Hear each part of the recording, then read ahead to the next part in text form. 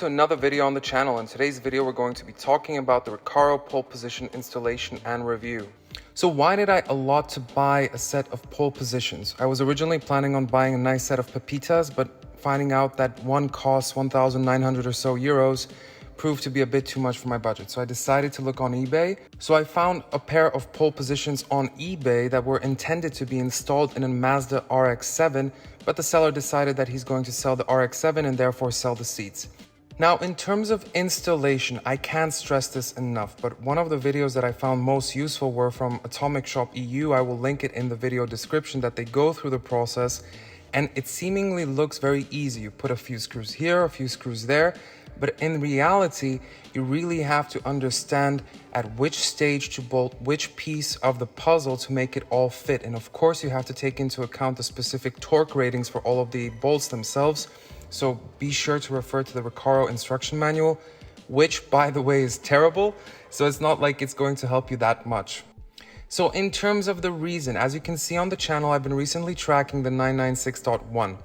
The thing is that with its current setup with sport seats, it has literally very little lateral grip, meaning on track you do slide around a bit.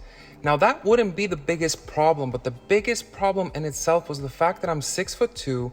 This car, as any 996 non-GT3, is rather usually equipped with a sunroof, and therefore my helmet would be banging on the ceiling. So basically your other option is to recline the seat backwards, in which case you have no seat because you're holding yourself against the steering wheel or with the steering wheel, resulting in what could be only described as one of the most terribly ergonomic setups that you could want to have on the track. Hence why the Recaro pole positions, and again at 6'2", mean that without a helmet and with the padding installed, I can comfortably drive in terms of my ride height. Now, if I'm on the track, all you need to do is remove the padding itself, and then you can easily fit with a Sparco helmet. In terms of the fit and finish, I have to give high marks here because I didn't notice any lack of quality. It was really well made. The leather is stitched perfectly. It has a nice embossed Recaro logo in the headrest itself, so it's not too flashy, because if you take a look at other seats, they tend to have, this white Recaro logo and so on. So now onto the drive. So this is really my first time driving in the Recaro pole position on a 996. And as per the first impressions while the car is warming up, before we take some more aggressive turns, what I can say already is that you definitely feel the car better.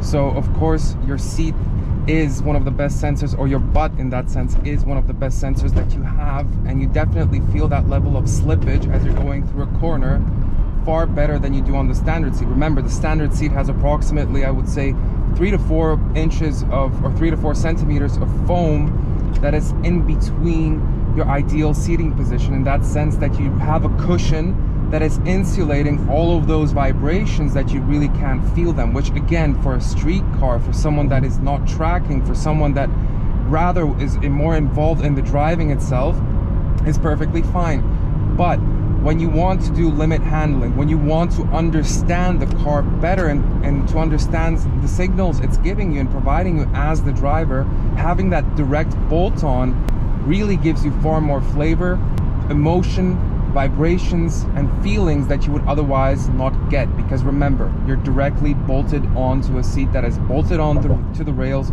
without any additional cushioning other than the pad itself on the seat. What I can say is that it's, for me, for my height, it's definitely far more comfortable than the standard sport seat that comes with the 996, at least for me. It's definitely leagues ahead of the Tombstone seats that I have in the 996.2, so that's where the second seat is coming. But really, you don't feel any points on your back or on your bottom where you think that, okay, there's an extrusion, there's something sticking out, it's not comfortable, it doesn't feel well. Also, the lumbar support, which is very important to me, is also, I would say, excellent. I could use maybe an additional centimeter of maybe foam, but really it's excellent.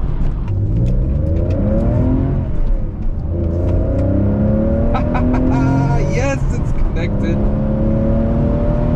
And it's funny, like, you can really tell the progression of slip better than you would in a normal seat. Like, it really, you can feel it straight in your bum.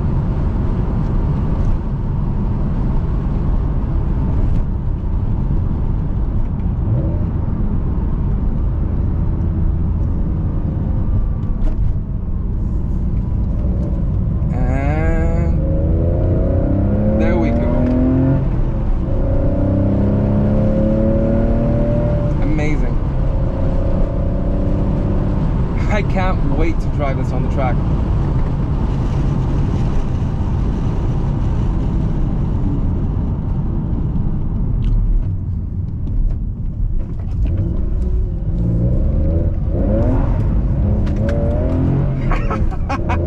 Yeah! That's what I mean by control. All right, so summary. If you're looking for that additional grip while being daily drivable, I think there's not much better on the market in terms of looks and feel. But if you're looking for something track oriented, I would definitely recommend taking a look at the SPG's XL for that added vertical adjustment in terms of the actual harness itself. All right, thanks for watching. Let me have some more fun.